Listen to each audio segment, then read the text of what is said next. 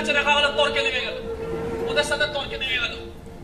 আর ওরা দেখাচ্ছে যে কিভাবে দাঁড়াতে হয়, জানো না এতজন মানুষ আছে, কিভাবে হাওয়া আসবে, হাওয়ার অ্যাঙ্গেল কোন অ্যাঙ্গেলে দাঁড়াতে হবে, তাহলে অ্যাঙ্গেলে হাওয়া আসবে, বলে সব প্ল্যানিং করা,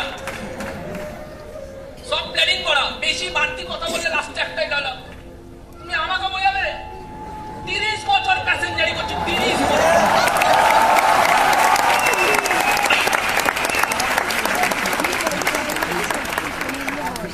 কাকু 30 বছর, কাকু ছেলে থেকে কাকু হয়ে গেছে। কাকু বলছে 30 বছর ডেইলি প্যাসেঞ্জারি করে, ডেইলি। দরকার নেই আমার ওই লাইফ। ওই ট্রেনে করে জার্নি করে বুঝে গেছিলাম স্মার্ট ভ্যালু কেন করতে হবে। কেন? কারণ যাতে হয় আমাকে এরকম না হতে হয়। স্মার্ট ভ্যালু করার বড় কারণ কি? স্মার্ট ভ্যালু করার বড় কারণ এদের মতো যেন না হতে হয়, ব্যাস। আজকে কত বছর যে ট্রেনে উঠিনি ঠিক নেই। আজকে যদি ট্রেনে উঠি ওটা একটা অ্যাডভেঞ্চার। আজকে ট্রেনে উঠতে একটা adventure. Is that clear? Yes or no?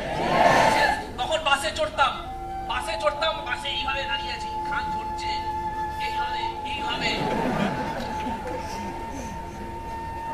কিন্তু সারা জীবন চড়িনি। বাকি সবাই যারা চড়ে তাদের সাথে ডিফারেন্সটা কি? তাদের সাথে ডিফারেন্স, তারা ওইভাবেই চড়তে, ওইভাবেই কিভাবে ভালো মতো দাঁড়াবে, ওখানে কিভাবে সিটটা নেবে, ওখানে কিভাবে ঝামেলা করবে, ওখানে কিভাবে সরে বসাবে, ওরা পুরো মাথা এখানে লাগাচ্ছে। স্মার্ট ভ্যালু আমাদেরকে একটা জিনিস শিখিয়ে দিচ্ছে, ট্রেনিং নিতে যে ওখানে কমফোর্টেবল হয়ে বসার জন্য তুমি বাসে চড়ছো না, তুমি লড়াইটা লড়ছো এই কারণে যাতে তোমাকে ওখানে না থাকতে হয়, যাতে তুমি গাড়িটা চড়তে পারো।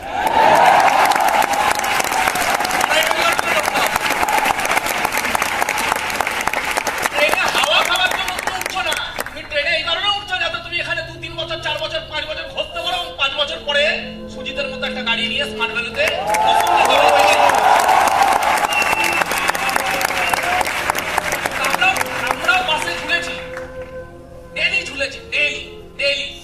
ট্রেনিং নিতে আসতাম আর যাওয়ার সময় ডেলি ঝুলেছি। যখন ওই সময় দাঁড়িয়ে জানলার বাইরে দিয়ে দেখতাম কোন একটা গাড়িতে কেউ একজন বসে মোবাইল ঘাটছে, পিছনের সিটে বসে দেখতাম ওই লাইটটা কবে হবে, ওই লাইটটা চাই।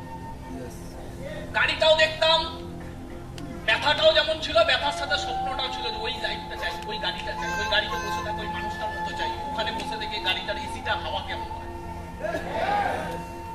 এর জন্য বলে কোনো কিছু মন দিয়ে যদি চাও আর কোনো কিছু তার জন্য মন দিয়ে যদি করো সেটা আসে। আজকে যখন ওই গাড়ি করেই যাই আর ওরকমই গাড়ির কোনো না কোনো সিটে বসে এসির হাওয়া খেতে খেতে, যতই গরম থাকুক এসির হাওয়া খেতে খেতে টেরি লাগে না, গাড়ির ভেতরে টেরি লাগে না যে বাইরে কতটা দুর্ধর্ষকর গরম। তখন ওই মোবাইল ঘাটতে ঘাটতে যখন চোখটা ঠিক বাসের দিকে যায় আর ওই বাসের ওই ভিড়, কিভাবে মানুষ বেঁচে আছে, কিভাবে মানুষ চালাচ্ছে, ওই ভিড়, আর যখন তখন ওখানেই কাউকে না কাউকে বসে দেখি সে তাকিয়ে আছে আমাদের দিকে, তখন মনে হয় এরকমই একটা সময় স্মার্ট ভ্যালুতে ছিলাম, তাকিয়ে থাকতাম।